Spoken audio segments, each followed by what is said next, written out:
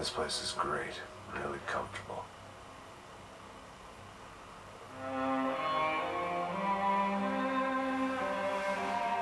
I'm just gonna get settled in.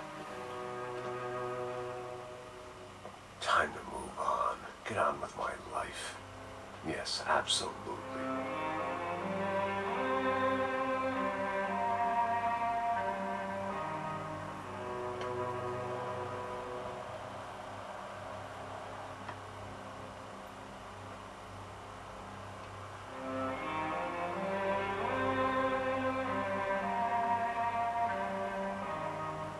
Now, like I said, it was a long time ago.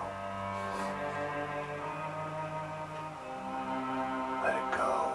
Seriously.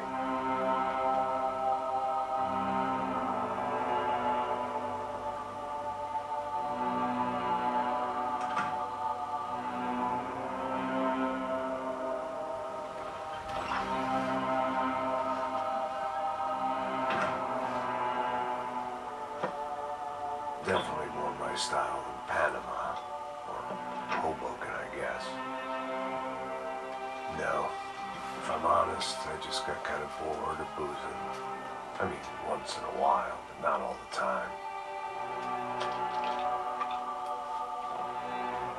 You're right, it wasn't doing me any favors. Maybe I'd lost my self-respect, but it's back. I'm excited, really. I really needed a new start.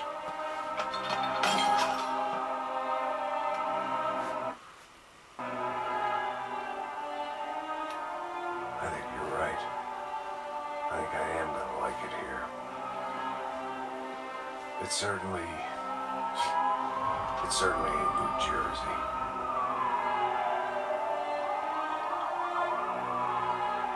It's my new life, just like you said.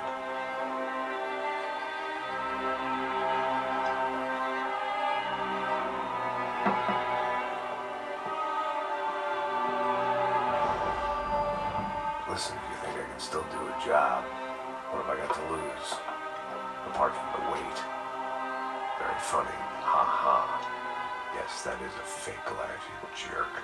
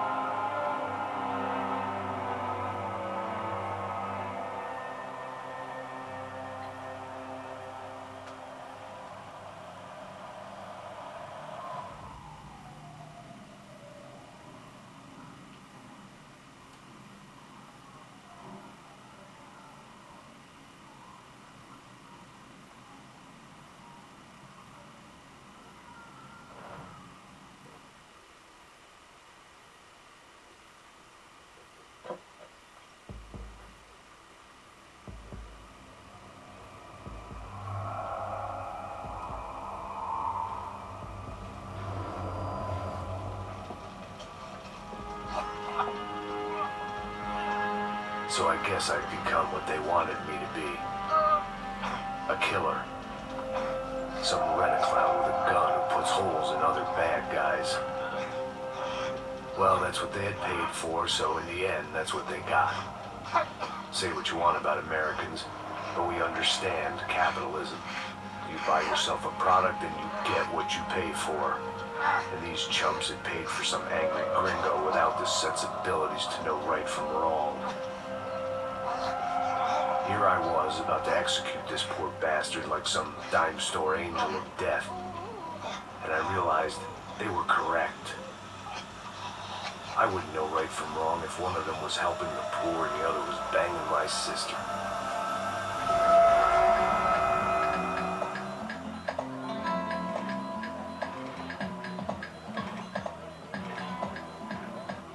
I'd arrived in Sao Paulo a few weeks before.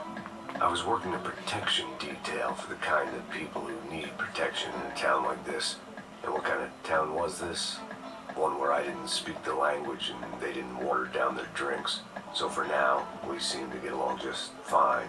Of course, that was about to change. Hey, brother. Hey, How's the cocktail? it's scotch. I never mix my drinks. Well, at least not on duty. Something like that. Man, that favela is big. Yep. Nothing like the view of extreme poverty to make a penthouse cocktail party really swing. I guess they call it trickle-down economics. That's funny. It's supposed to be a charity thing. Drink and give money. I don't know, something for the kids. Hey, listen, man. We better look lively. This place is a nightmare. They just got cowboys running security downstairs, and something rotten in the air. That didn't mean much. There was always something rotten in the air. The family we were protecting were local celebrities, rich parasites with delusions of humanity. The kind of people who end up in glossy magazines or body bags, depending on how their luck runs. So where are they all? I see Rodrigo over there talking to that guy. Yeah, I don't know him. That guy next to him, he's some kind of cop. I think, I'm not sure. Serious, though. Big end cop, anti-gang sort of thing. I can't remember his name. So who's this guy? That guy's a plastic surgeon or some kind of surgeon. Tummy tucks and cock implants. Look at Marcel. Still dances like a fool. Guess that's what a European education and a coke habit will do for Ricky Martin look-alike. That's very funny, Max. Oh, excuse me.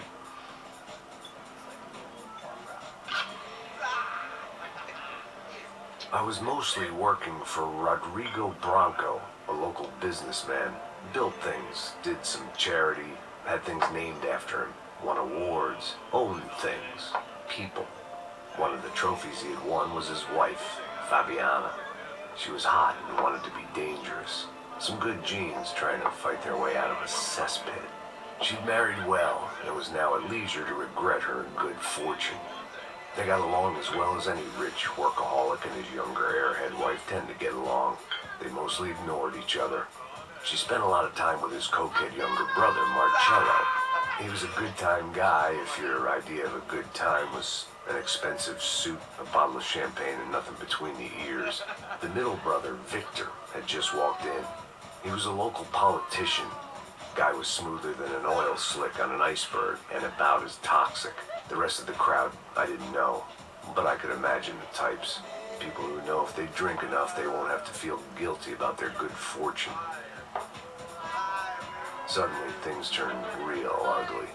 Felt like our hangovers arrived right on cue.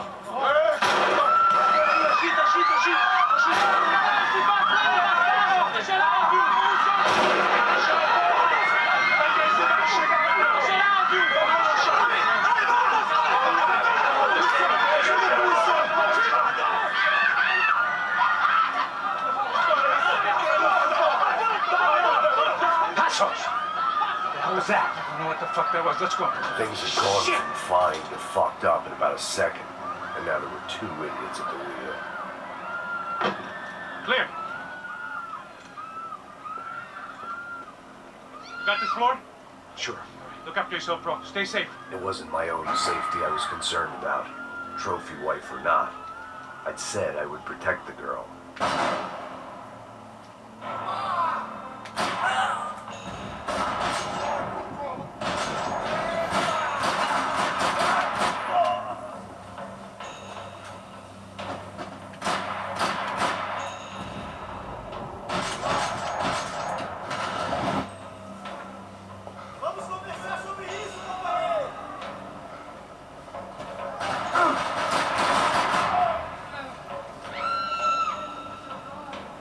That was the boss lady, only this time she wasn't calling for more liquor in her cocktail. Trashy magazines and pretty trashy people. I just hoped I could keep them out of the crime section. She was out on one of the balconies, and I hoped, not about to be thrown off it.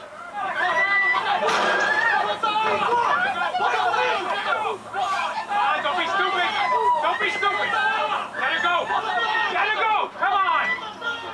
It might have been stupidity, drunkenness, or maybe both. But before I knew it, I was back taking insane risks, trying to save fallen women.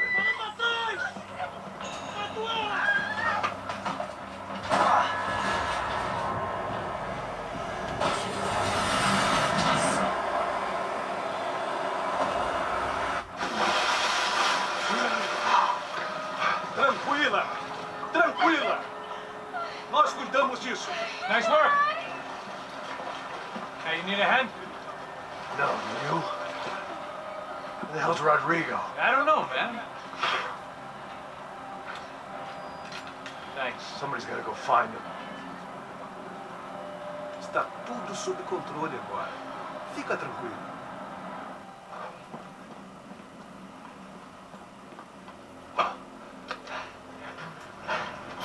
I imagined the elevator doors opening to a firing squad of muzzles. As far as I could see it, the one thing my plan had going was that no one else would be stupid enough to pull this move.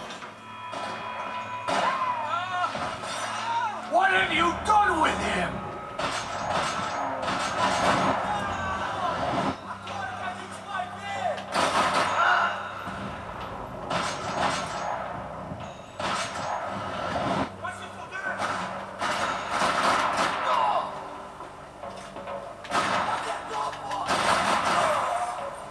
Dragging Bronco along would slow them down, but not much.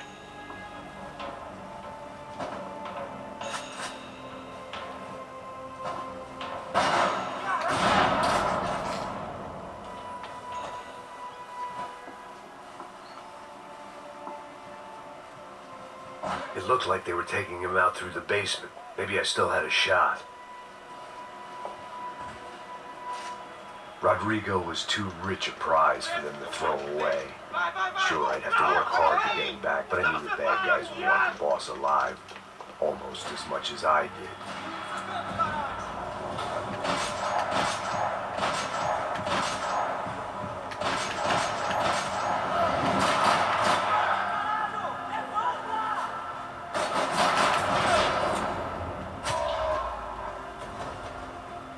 They weren't far ahead.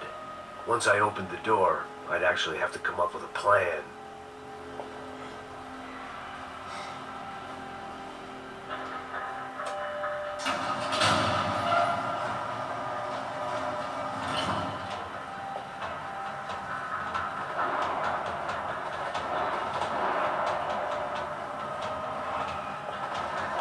The great thing about being famous as well as rich is the bad guys know who to kidnap. Another parking lot rattling with gunfire. Was I too late?